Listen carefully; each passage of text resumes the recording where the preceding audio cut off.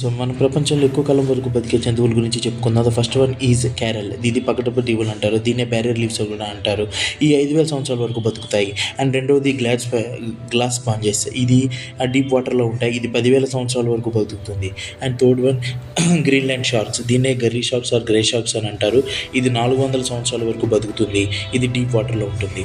And the fourth one is bowhead whale. ఇది 200 సంవత్సరాలు బతుకుతుంది, వేల్స్లో ఒక జాతి. అండ్ ఇది ఐదోది ఓషన్ క్యాహక్.